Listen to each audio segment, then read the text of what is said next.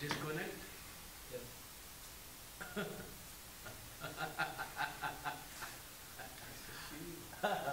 This is my guru, you know that. I know. He always, whenever I ask him a question, he always gives the right answer. You ever notice that? Yeah. Always you give the right answer. Very experienced. Yeah. That's why I trust him. Yeah.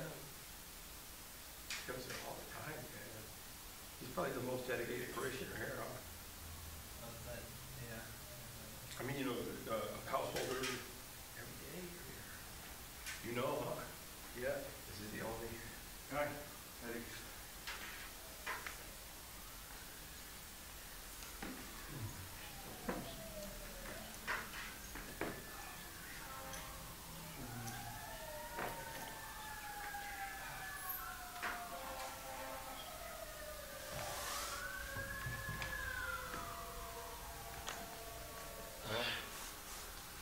No ladies today, I think.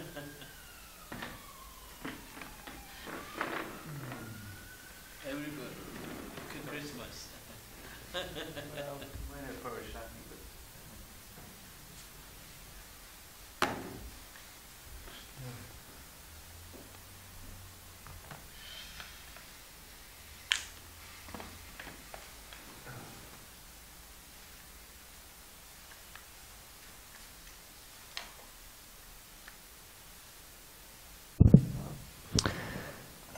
Can you turn this down a bit?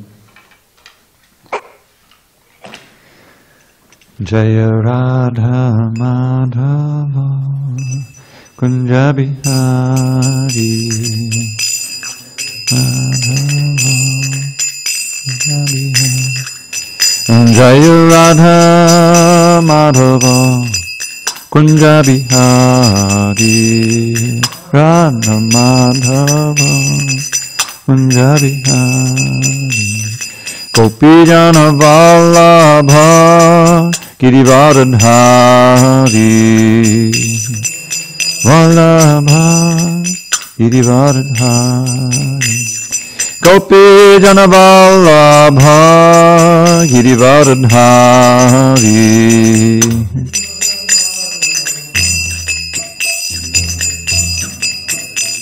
Yashodanandana Braja Jana Ranjana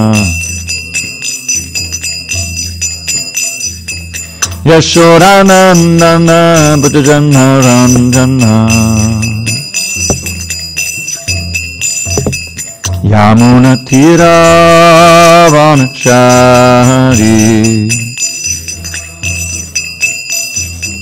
Yamuna Tira Vanachari Jaya Radha Madhava Kunja Jai Mr. Bhagavad Paramahansa Paradikacharya Ashtottara Shri Srimad Divine Grace Srila Sri Bhaktivedanta Swami Prabhupada Ki Jai ISKCON BBT Founder Acharya Srila Prabhupada Ki Jai Jai Om Vishnupad Paramahansa Paradikacharya Ashtottara Shri Srimad His Divine Grace Srila Bhakti Siddhanta Saraswati Thakur Ki Jai Ananta Koti Vaishnavindra Ki Jai Namacharya Srila Haridas Thakur Ki Jai Srimad Bhagavad Gita Ki Jai Samaveda Bhaktivinoda Ki Jai. All glories to the assembled devotees. All glories to the assembled devotees. All glories to the assembled devotees. All glory to Shri Guru and Gauranga. Om Namo Bhagavate Vasudevaya. Om Namo Bhagavate Vasudevaya. Om Namo Bhagavate Vasudevaya. Before beginning, we'd like to welcome back Hasya Grami Prabhu. I see your health is strong now, huh? Oh, very good, very good. Okay. On this 28th day of November 2017 in SanDiego, we're reading from Srimad Bhagavad Gita as it is, translation and commentary by His Divine Grace, A.C. Bhaktivedanta Swami Prabhupada. We are on chapter 9, the most confidential knowledge, text number 28, page 408.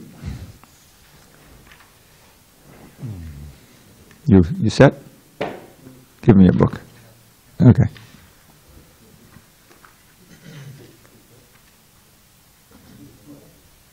Okay. Shubha Shubha Palaribham Mokshase Karma Bandhanai Sannyasi Yoga Yuktatma Vimukto Mamapaishyasi Shubha Shubha Palaribham Mokshase Karma Bandhanai Sannyasi Yoga Yuktatma Vimukto Mamapaishyasi Shubha Shubha Palaribham Mokshase Karma Bandhanai Sannyasi Yoga Yuktatma Vimukto Mamapaishyasi.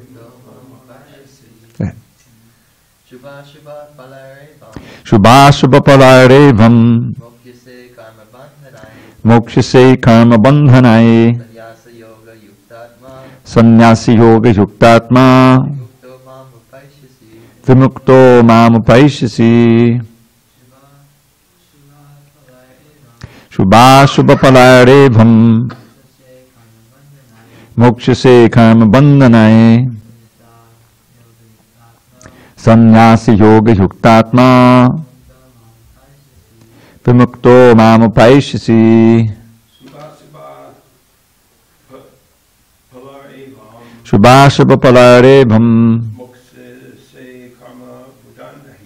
Mokshase Karma Bandhanai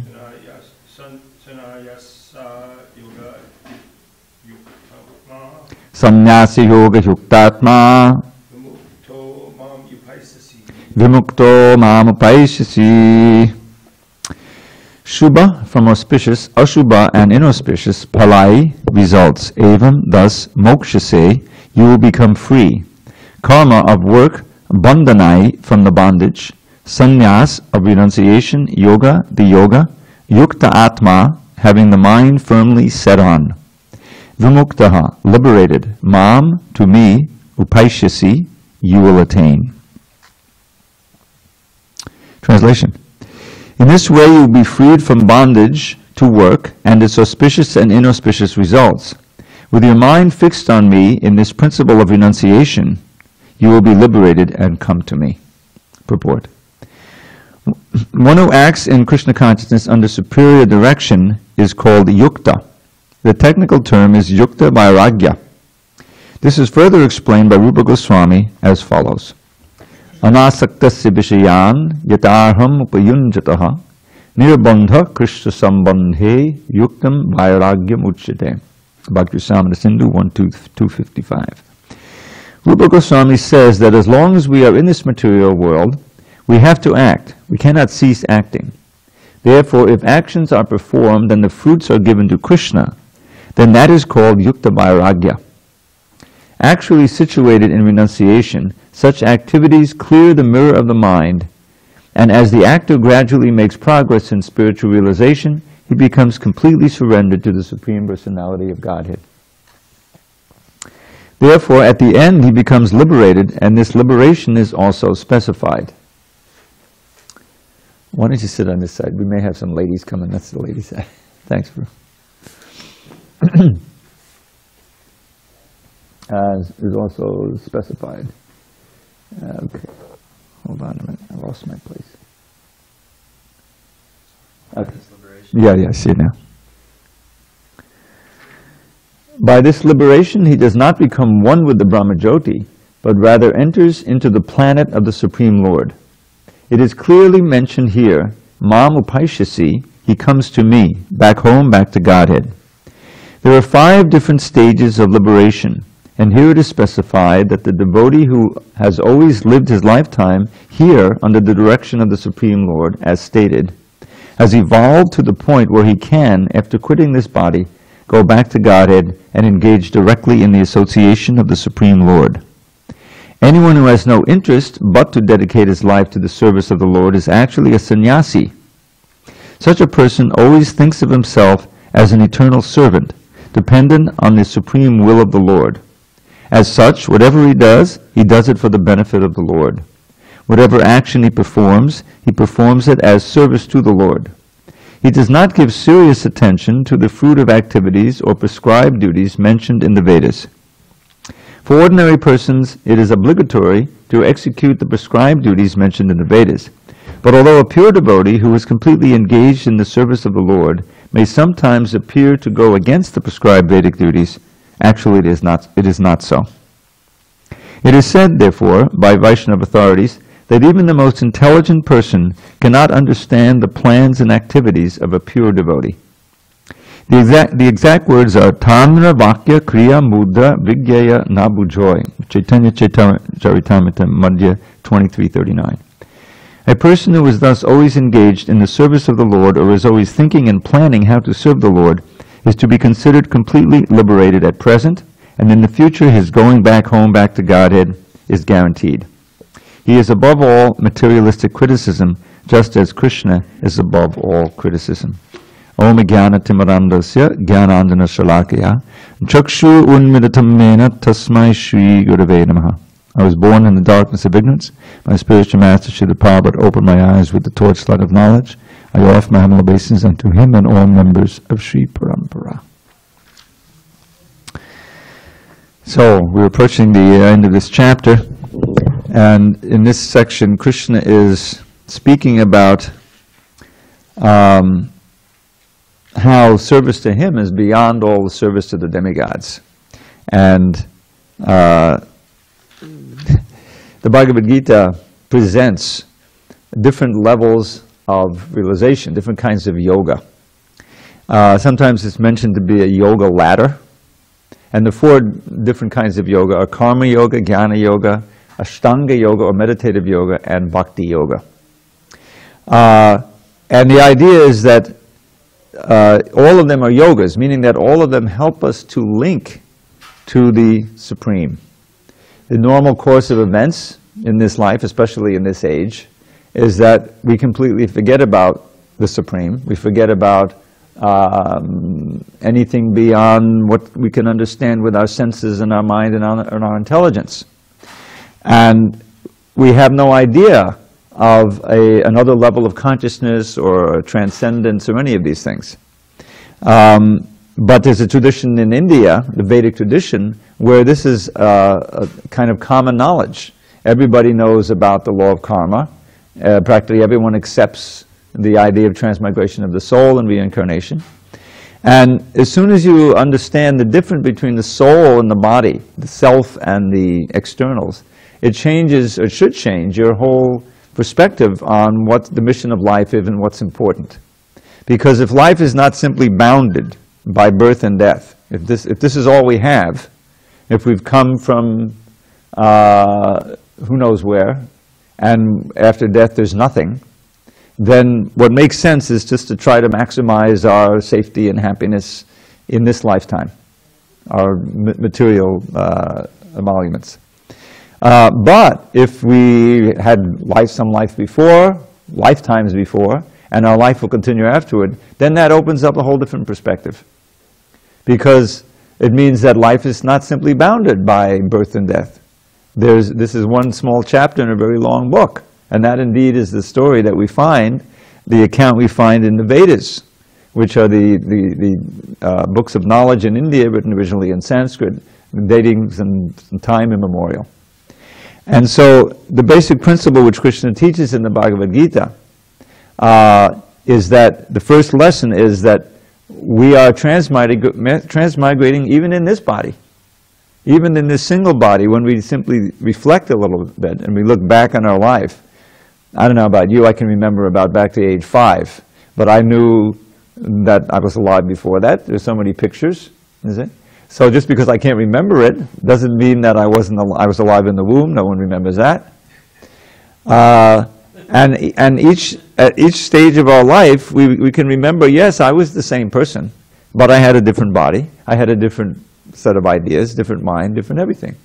My consciousness was different, my mind was different, certainly my body was different, but I'm the same person.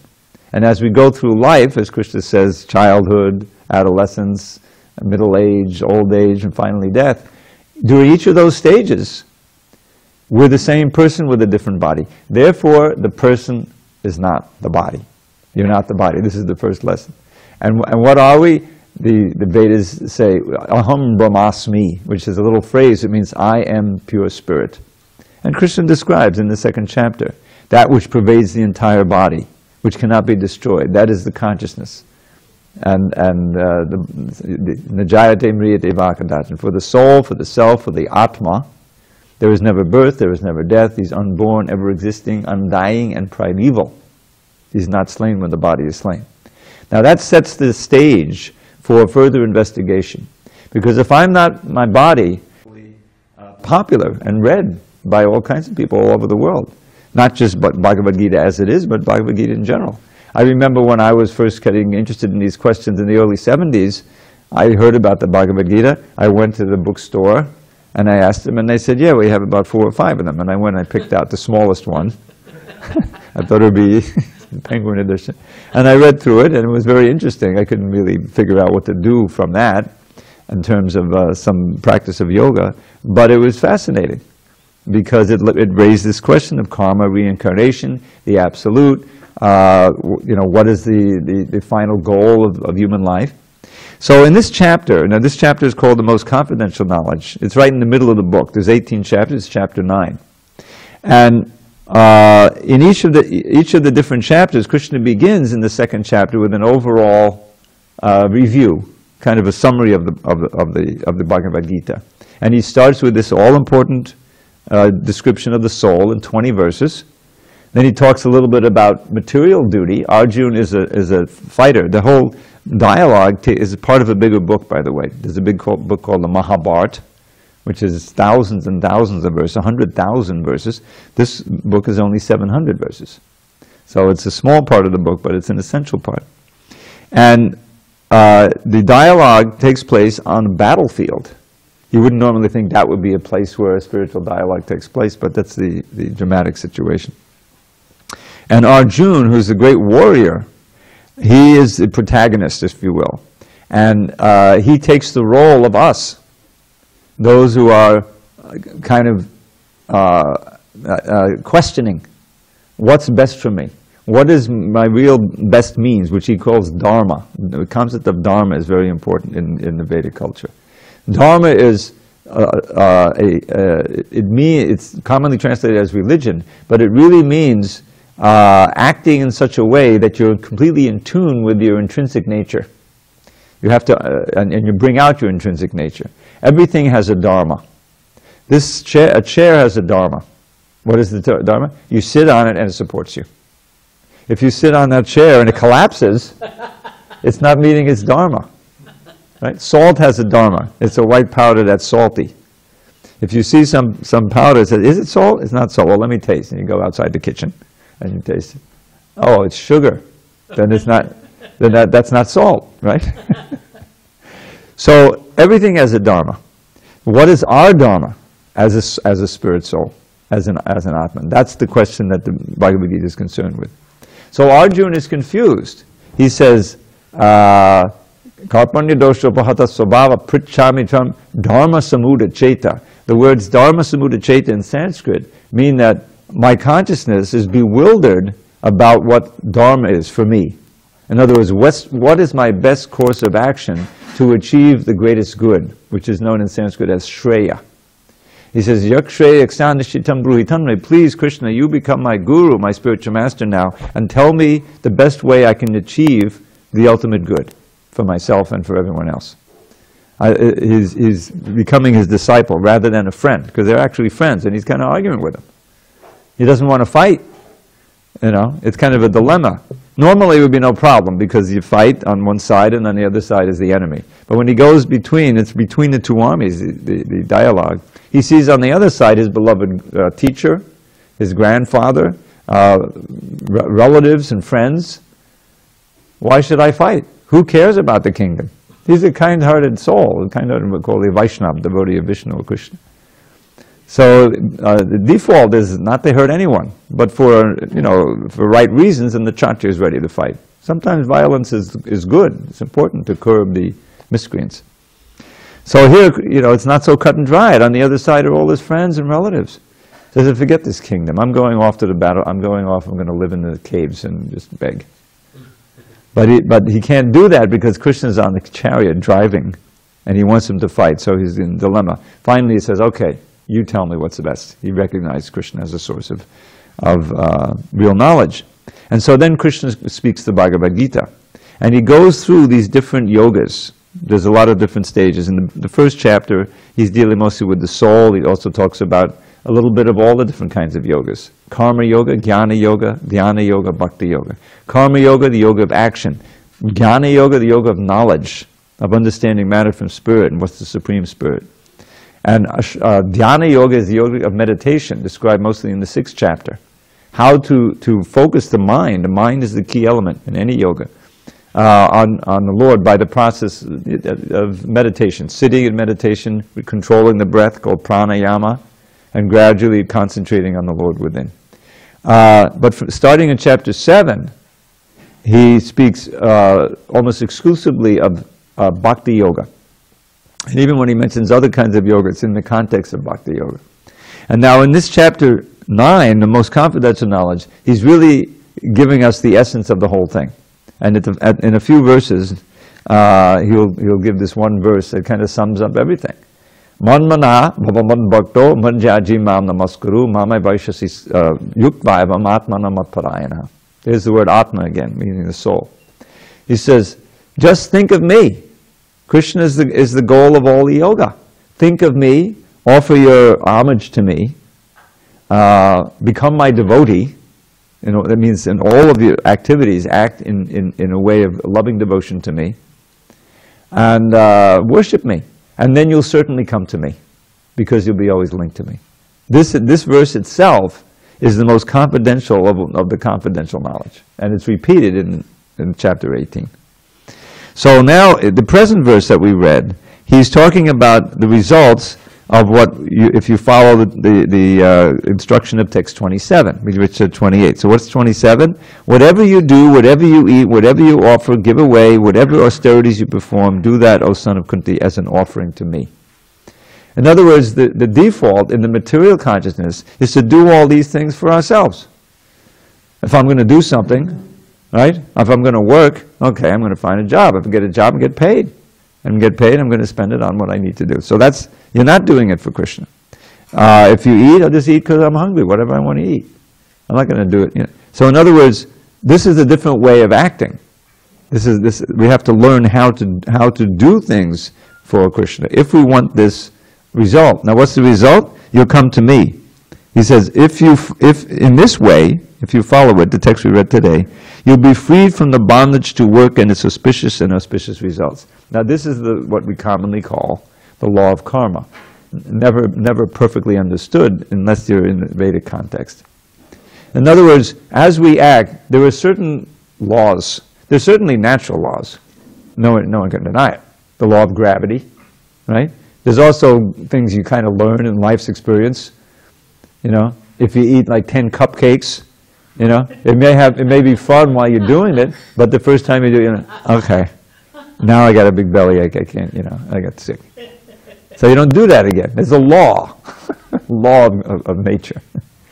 So that's gross laws. Everyone knows some of these things. It's remarkable how much we violate them. I mean, I remember when there was no warning on the cigarette packs.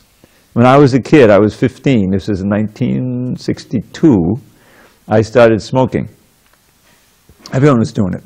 Everyone was doing it on the big screen, on the little screen. It was just a thing. My parents smoked. I don't know, have to go through it, the coughing before you get used to it. Okay, I was 15, so I smoked for about 8 years, not 8 years, 7 years. And I think it was while, during that time when they started to put those little notices on the pack. Smoking is dangerous to your health, something like that, hazardous to your health. And then it got more extreme after a while. So here you have a situation where, let's analyze that. the Surgeon General has determined that cigarette smoking, it's not just somebody's opinion, right? I mean, the cigarette companies themselves would not choose to put that on there, because that may, they're forced to. So that means it's true. But by the time, but there's still, even today, there's like 15–20% of the people in America are smoking. They're getting, fewer and fewer young people are starting to smoke because it's finally sinking in. At least they're not smoking as much tobacco as they used to. But the companies, they export the cigarettes and, But, so the point is, here you have a situation where you're doing things you know are bad for you. There's no mystery. But the need that you've created by starting to smoke is overriding your intelligence. And so somehow you're doing, and it's so hard to stop, right? Because it's literally addictive. The nicotine is addictive. So this is exactly analogous to what we find in the larger context of Bhagavad Gita. Because the Bhagavad Gita is saying here, go against the grain. Don't do things just for yourself. Don't eat just because you're hungry. Offer, when you make some charity, well, make the charity to me, and don't expect any material results. Well, from the ordinary point of view, well, this is crazy. Why should I do that? Well, but you have to understand, because this is, in the middle of the Gita. If you don't do that, then you'll be bound up by the results of your work. This is the law of karma. Anything you do that's just self-centered, what Prabhupada called fruit of motivation. I want to enjoy the fruit. It's just kind of standard. Is there what kind of? Well, there is other kind of work. So you say, if you can work in this way, then you'll be free, moksha say, from the good and bad results. Now, even the so-called good results are not good because they bring you back to another birth in this world. The goal that we're looking at, the preliminary goal, is to break free of the bonds of birth and death. This is called the wheel of samsara. It's common phrasing in the Buddhist circle, or just samsriti. The idea is that this is what we all face. We certainly face it in this life.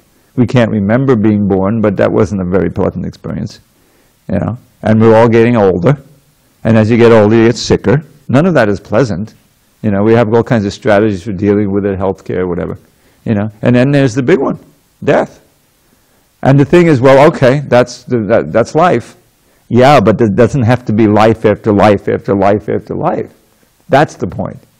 Is that now, if we don't do anything, we're going to suffer it again and again and again. And if we don't know the rules, know the laws of nature certainly, but also subtler laws that are not so obvious, we have to learn from books of knowledge, then we'll be performing activities that may result in us losing the human form and going down. We've all been through there. The dogs and the cats and the cows and all the other animals and the insects and the birds and even the trees and plants, they're all living beings in there. They're all living entities, just like us. And we're the fortunate few, us 7.5 billion, which are really minuscule compared to all the living entities on this earth, who are now in the human form. And among all of those human beings, how many are really asking these questions? A small number. So the human form of life, especially an awake human being who's concerned with ultimate questions, is a very rare situation to be in, and it's not a gift. Because it's the desires for things in this world, both gross and subtle, that keep us coming back again and again and again.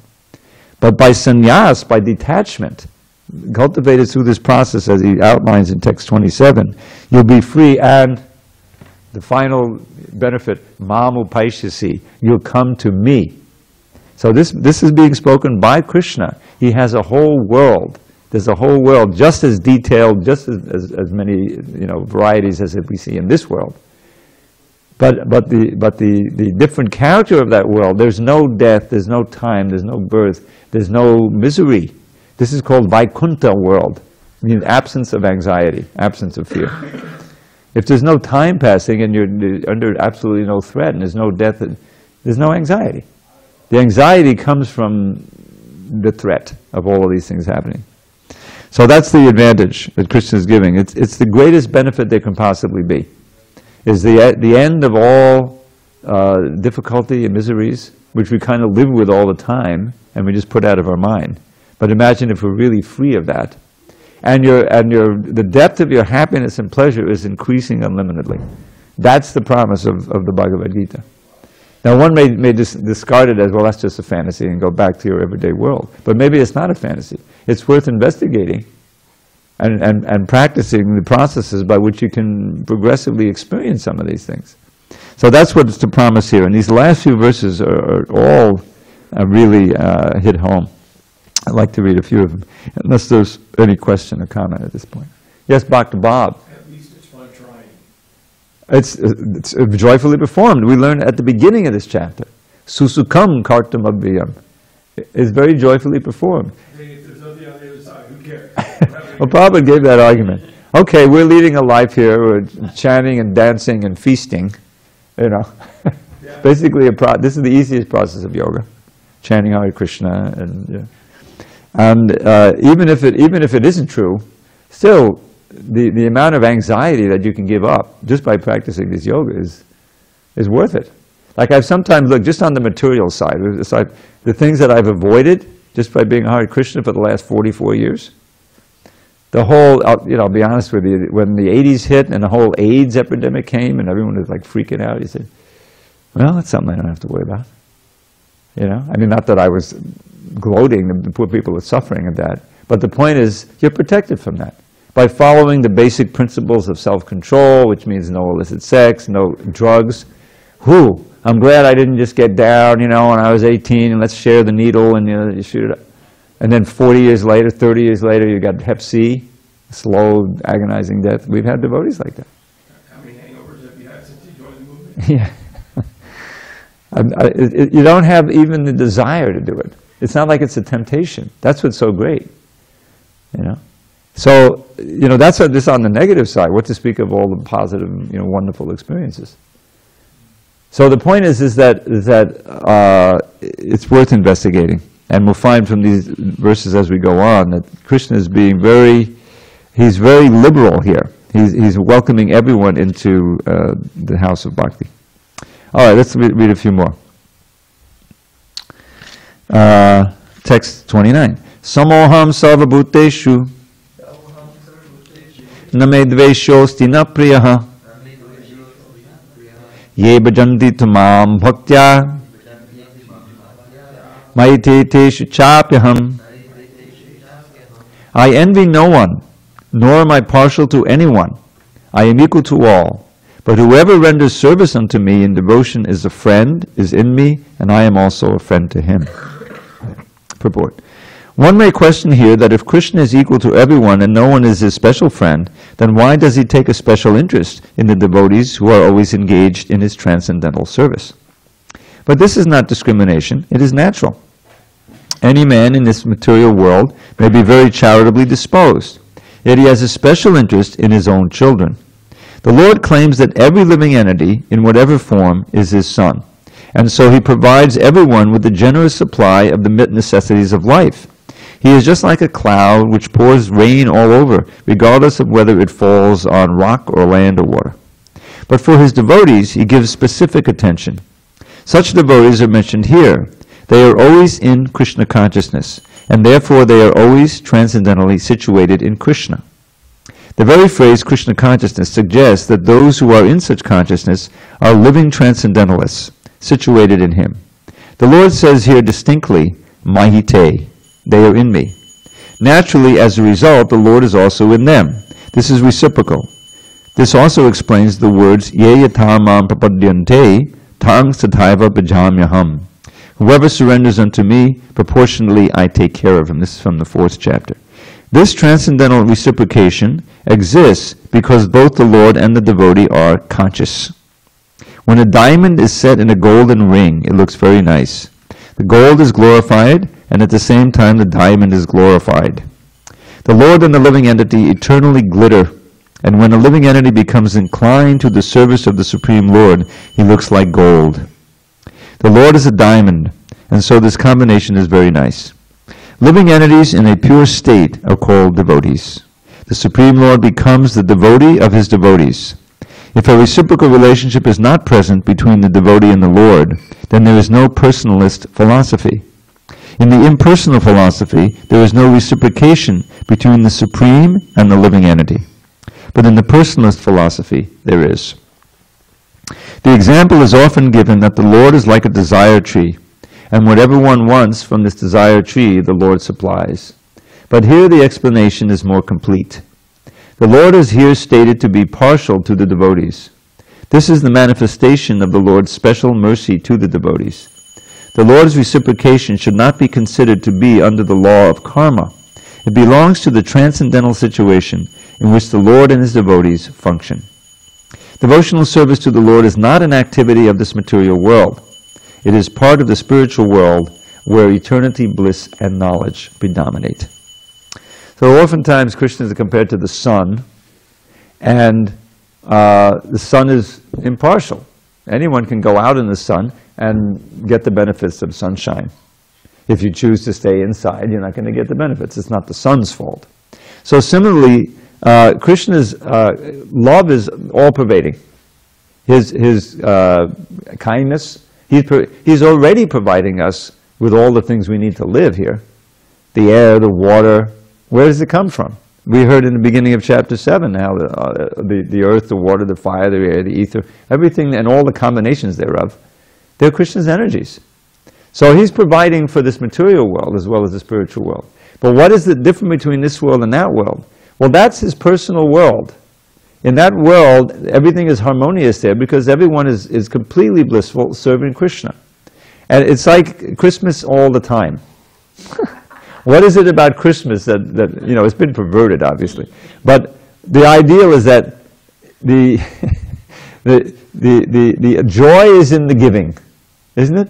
People are giving the gifts, right? Now, it's not they give the gifts and the calculation, all right, if I give this gift, then I'll get back this gift. The idea is that it's supposed to be that, just out of love, especially for the kids, right? You give the gifts, and the kids open them on the Christmas morning, and they're happy with this toy, and the parents are happy just seeing their kids so happy.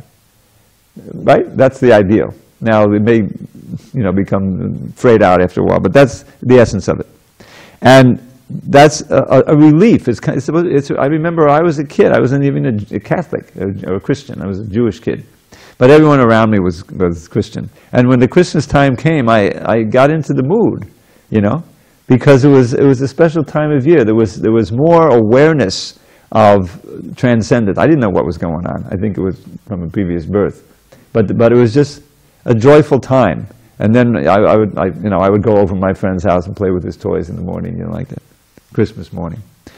So, but the essence of bhakti is the pleasure in giving. Now, the thing is seeing Krishna happy, because there's love there.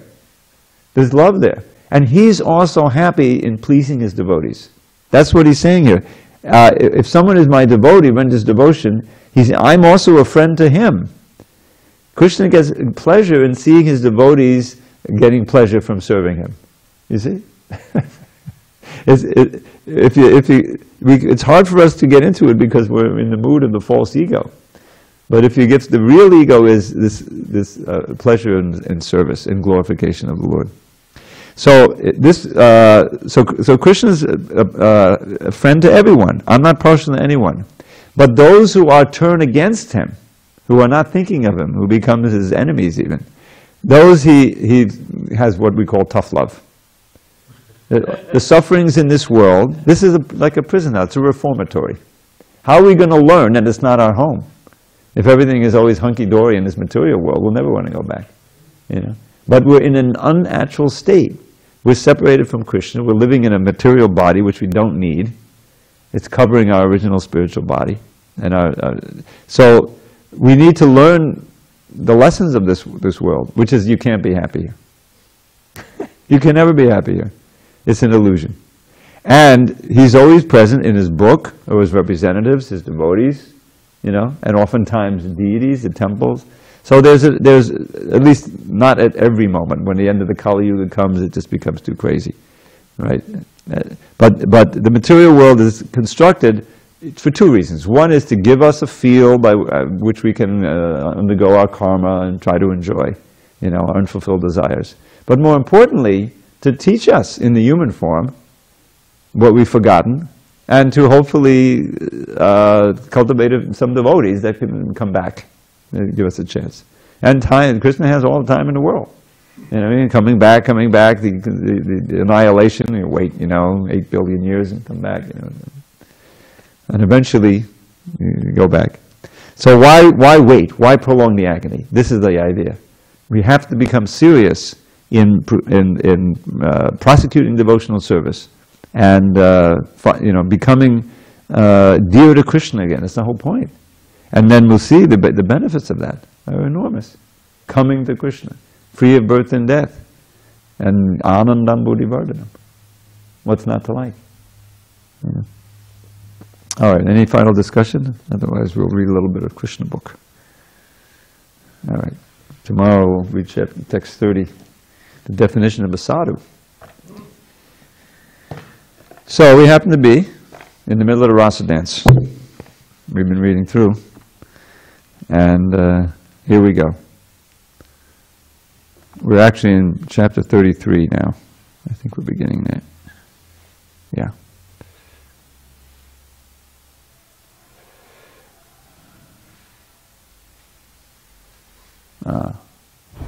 Okay.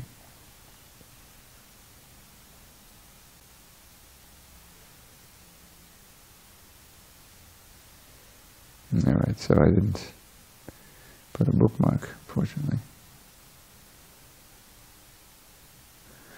So in chapter 32, Krishna returns to the gopis and they ask him, basically why you left us. And he said, to increase your love for me. And then we're going to read chapter 33 now. The rasa dance.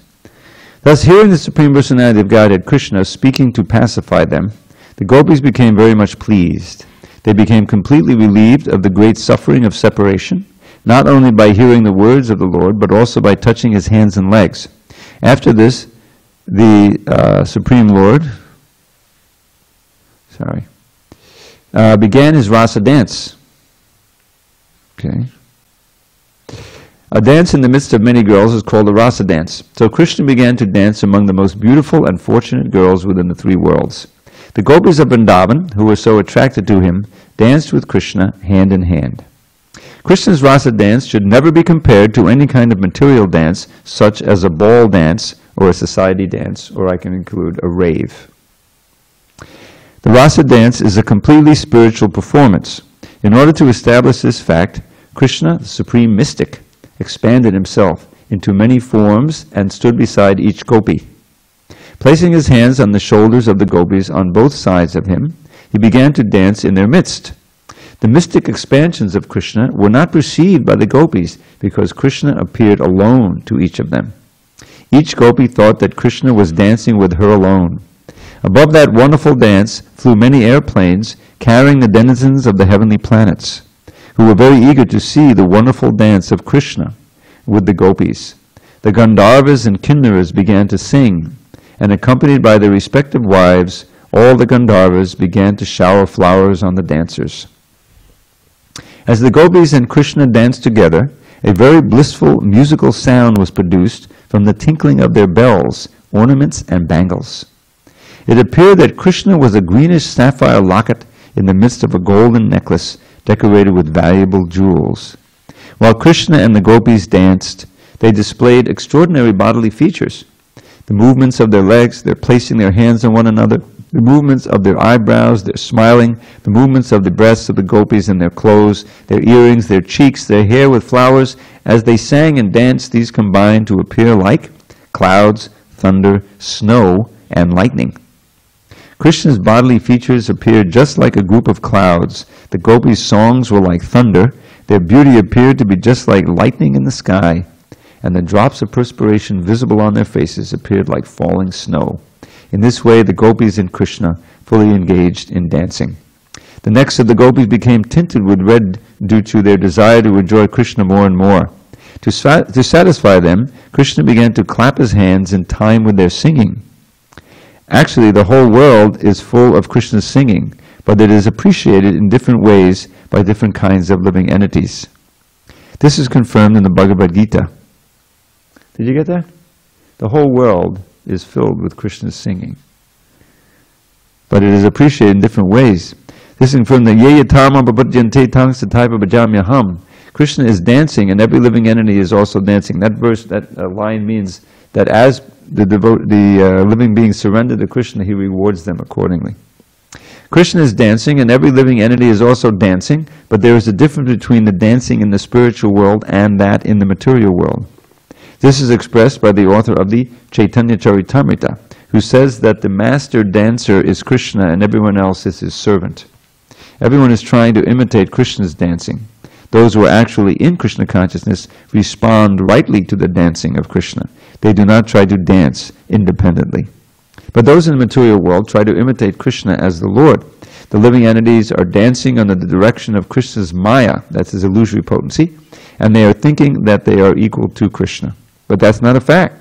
In Krishna consciousness, this misconception is absent. For a person in Krishna consciousness knows that Krishna is the Supreme Master and that everyone else is his servant. One has to dance to please Krishna, not to imitate or attempt to become equal to the Supreme Personality of Godhead. The gopis wanted to please Krishna, and therefore as Krishna sang, they responded and encouraged him by saying, "Well done, well done." Sometimes they presented beautiful music for his pleasure, and he responded by praising their singing. When some of the gopis became very tired from dancing and moving their bodies, they placed their hands on the shoulders of Krishna. Then their hair loosened and flowers fell to the ground. When they placed their hands on Krishna's shoulder, they became overwhelmed by the fragrance of his body, which emanated from the lotus, other aromatic flowers, and the pulp of sandalwood. They became filled with attraction for him. Some gopis touched Krishna's cheek to cheek, and Krishna began to offer them chewed betel nuts from his mouth, which they accepted with great pleasure. And by accepting those betel nuts, the gopis spiritually advanced. The gopis became tired after long singing and dancing. Krishna was dancing beside them, and to alleviate their fatigue, they took Sri Krishna's hand and placed it on their heads. Krishna's hand, as well as that of the gopis, are eternally auspicious. Therefore, when they combined, both of them became spiritually enhanced. The gopis so enjoyed the company of Krishna, the husband of the goddess of fortune, that they forgot that they had any other husbands in the world, and upon being embraced by the arms of Krishna and dancing and singing with him, they forgot everything. The Bhagavatam thus describes the beauty of the gopis while they were rasa dancing with Krishna. There were lotus flowers over both their ears, and their faces were decorated with sandalwood pulp. They wore tilak, and there were drops of perspiration on their smiling mouths. Tilak is this mark. From their feet came the tinkling sound of ankle bells and bangles. The flowers within their hair were falling to the lotus feet of Krishna, and he was very satisfied. As stated in Brahma Samhita, all the gopis are expansions of Krishna's pleasure potency. Touching their bodies with his hands and looking at their pleasing eyes, Krishna enjoyed the gopis exactly as a child enjoys playing with the reflection of his body in a mirror. When Krishna touched the different parts of their bodies, the gopis felt surcharged with spiritual energy. They could not adjust their clothes, although they tried to keep them adjusted properly. Their hair and garments loosened. While Krishna was enjoying the company of the gopis in the rasa dance, the astonished demigods and their wives gathered in the sky. The moon, being afflicted with a sort of lust, began to watch the dance and became stunned with wonder. The gopis had prayed to the goddess Katyayani to have Krishna as their husband. Now Krishna was fulfilling their desire by expanding himself in as many forms as there were gopis, and enjoying them exactly like a husband. Srila Shukadeva Goswami has remarked that Krishna is self-sufficient. He's Atma Rama. He doesn't need anyone else for his satisfaction. Because the gopis wanted Krishna as their husband, he fulfilled their desire. When Krishna saw that the gopis were tired from dancing with him, he immediately began to wipe his hands over their faces so that their fatigue would be relieved. In order to reciprocate the kind hospitality of Krishna, the gopis began to look at him lovingly. They were overjoyed by the auspicious touch of the hand of Krishna. Their smiling cheeks shone with beauty, and they began to sing the glories of Krishna with transcendental pleasure. As pure devotees, the more the gopis enjoyed Krishna's company, the more they became enlightened with his glories, and thus they reciprocated with him. They wanted to satisfy Krishna by glorifying his transcendental pastimes. Krishna is the Supreme Personality of Godhead, the master of all masters, and the gopis wanted to worship him for his unusual exhibition of mercy upon them. The gopis and Krishna entered the water of the Yamuna just to relieve their fatigue from the rasa dance. The lily flower garlands around the necks of the gopis were strewn to pieces due to the gopis embracing Krishna, and the flowers were reddish from being smeared with the kumkum on their breasts. The bumblebees were humming about in order to get honey from the flowers. Krishna and the gopis entered the water of the Yamuna just as an elephant enters a water tank with his many female companions. Both the gopis and Krishna forgot their real identities, playing in the water, enjoying each other's company, and relieving the fatigue of rasa dancing. The gopis began to splash water on the body of Krishna, all the while smiling, and Krishna enjoyed this.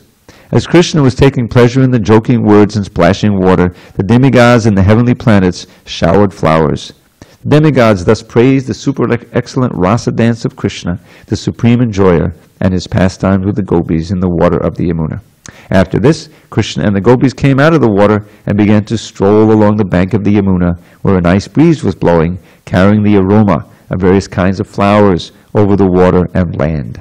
While strolling on the bank of the Yamuna, Krishna recited various kinds of poetry. He thus enjoyed the company of the gopis in the soothing moonlight of autumn.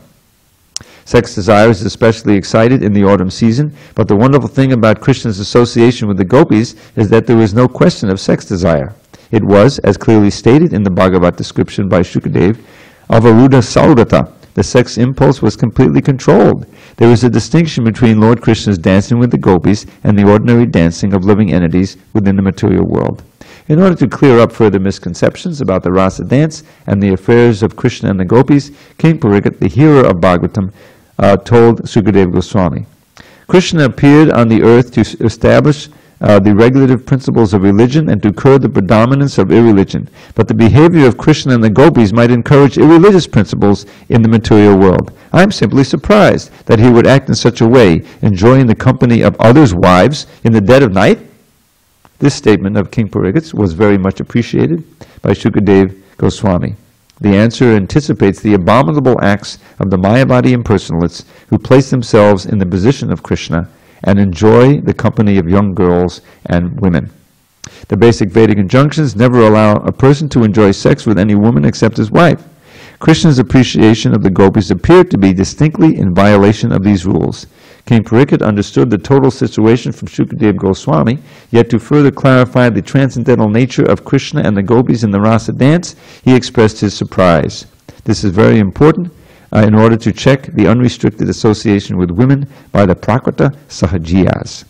And we will hear the very important answer to that question tomorrow. We'll resume. Now we'll adjourn and we'll have our arati performance with chanting and prasadam in about 5 minutes. All glories to Srila Prabhupada.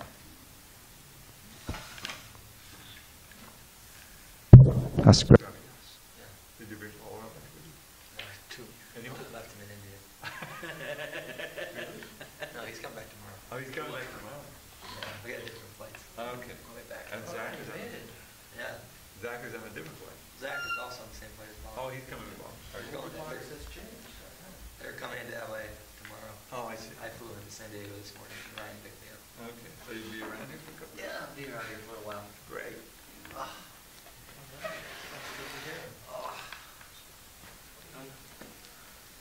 You spent some time with Good Friday? Sure, I was only there for a day with Bhagavad. I spent a lot of time. Oh, I see. And Bhakta Will was there. Yeah, Bhakta Will spent some time with the driver. I guess they were there for like one kirtan. I was there for this last kirtan before he left and then came back. And He went to South India or something? Yeah, he went to South India and I was there right before he left to South India. I see. You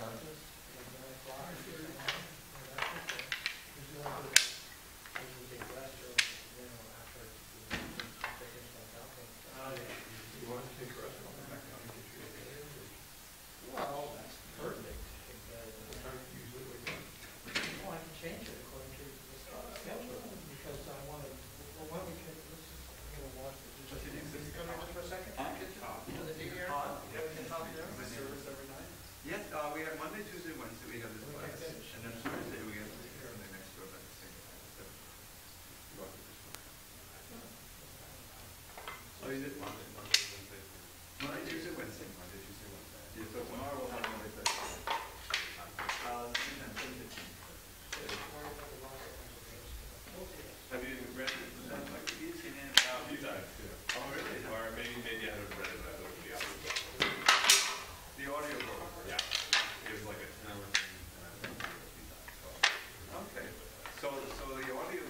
that's not this book. It's a different one. Bhagavad Gita. Yeah. Okay. I mean, maybe not that. Maybe not. I'm really interested in it. Where can I get this book? Oh, right here. Here's the Find it at place. the bookstore? Yes, but the bookstore isn't open that often, but we'll try to see if we can get one tonight, after the ceremony. And the ceremony is like 30 and I'll go to food, and I'll talk to my agent, Dravida. Okay. Okay, time. And what's your name? My name is Dravida. Dravida. Yeah. Okay. And this is Hasigrami. Hasigrami? Yeah, yeah. Dravida, Hasigrami. I'm not going to remember the names. Good luck. You pronounce them perfectly, that's pretty good. Yeah, it's hard.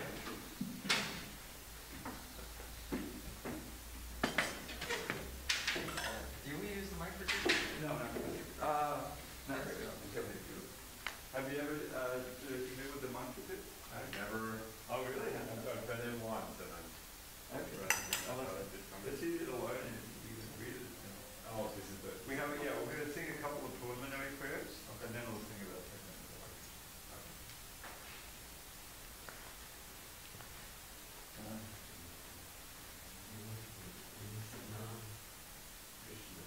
So did anyone get sick over there? I mean, all I got sick. Huh? You were good? I got a negative fever over there. Oh. Pretty nasty. I mean, but it wasn't in other areas. No, it's negative fever. That's serious. Yeah, I was in the hospital for a week. Oh my. Like 10 people got it in Salem. Yeah. It was the contacted in Vrindavan. Oh, in Salem. In Salem, oh, It's Salem. South India. That's where you were going to get better, right? That was- Yeah. I figured, anyway, we could talk about it. Okay, all right. But no, they can help me with the seat here. Yes. So what we do here is you grab the bottom, you just lift straight up. So we're going to take it there to the back, where that little picture is.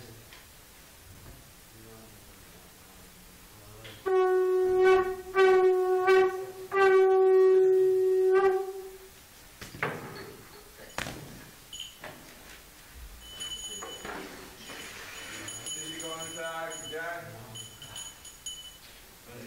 Bring on this section. You know very much about this at all? Not really. You sure you're not hungry, honey? Yeah. If you're interested, I can explain to you a little bit later. Just now we're going to chat, so I want to time really properly explain.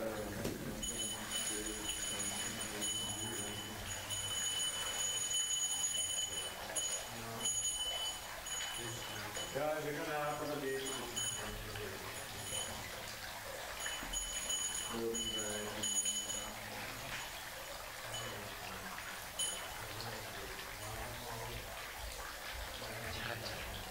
Namo Vishnupadaya Krishna Prestaya Gurutame Himante Bhakti Vedanta Swami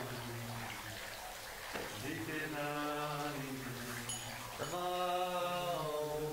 Vishnupadaya Krishna Prestaya Gurutame Srimate Bhakti Vedanta Swami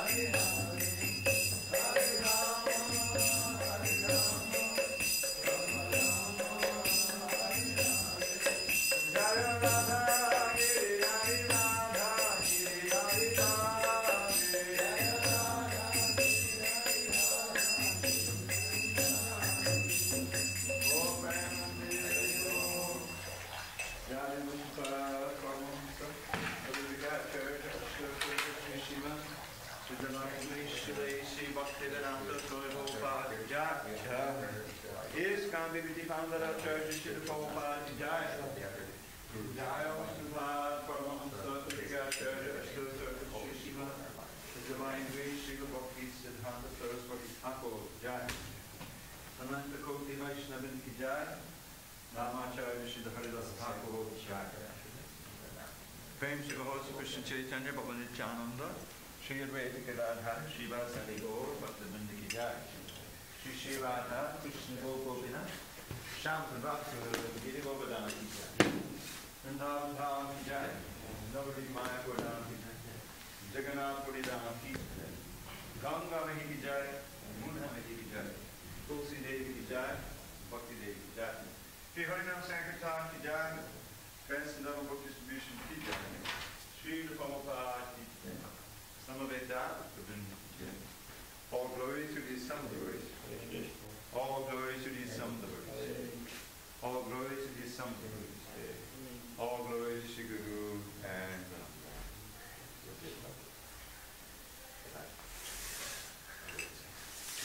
Namaste Narasimhaya. Namaste Narasimhaya. Namaste, Namaste, Namaste, Namaste.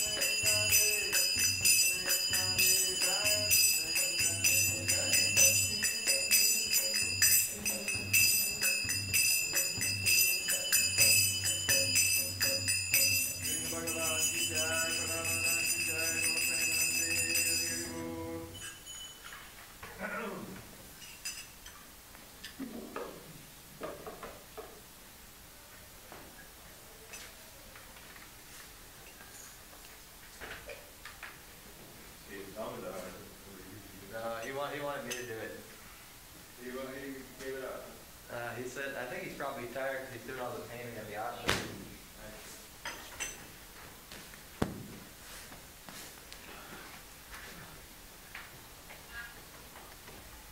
Just give me 30 seconds to wash it. Go ahead. Did you ever have prasadam before, Todd? I don't think so. Oh, wow. spiritual food. Medicine. Medicine. Medicine. Yeah. Medicine, all right. Medicine. We take, they say we take the prasadam instead of, we don't just eat it, we take it, it's like medicine, Yeah. Sure. Okay, Todd. Just take a little bit. It's like potatoes tonight.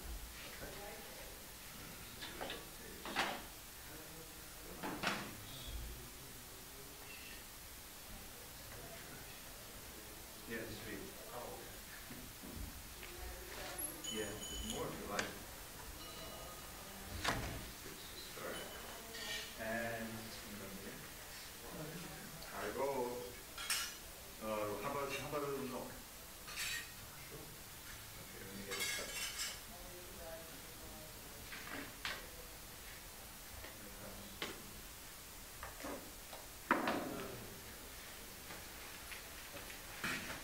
I don't see the cup. Oh, you have a cup?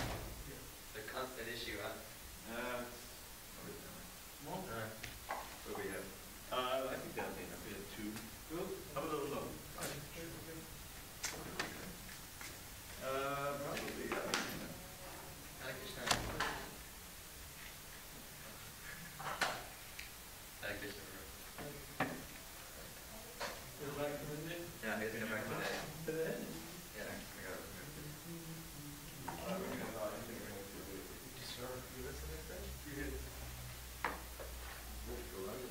What's up with this? Hey, what's that? What's wrong with you? What's up with this? Or? Yeah, what's up with this? I think it's quite obvious what's up with that. Is it Kadasi? Right? Is this for Kadasi? Tomorrow. Ekadashi is Thursday. It's not tomorrow. 30th. No, They just said it was. no, it's not. You sure you're not still in India? Well, maybe, I might still be in India 10.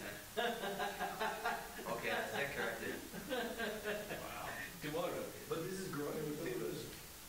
So that's good for Kadasi, right? Yeah. Wow. Here, come on. Give me a sec for your brew. I'm trying to do it. Give me a serving of big boys. Big boys, huh? Yeah. Think you're a big boy now? Yeah, I think, I don't know, I think. Do we eat yours or something? Yeah, you can take your. We're all right. Something I've been thinking about for a long time. So there it is. Wait, movie? Yeah. Unless anyone else, there's no way. No, I think Yours. Thank you. So do you, Baby boy. hey, what do you want, Carlos? What do you want?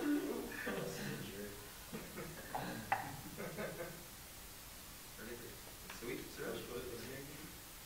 Hasya Gravida.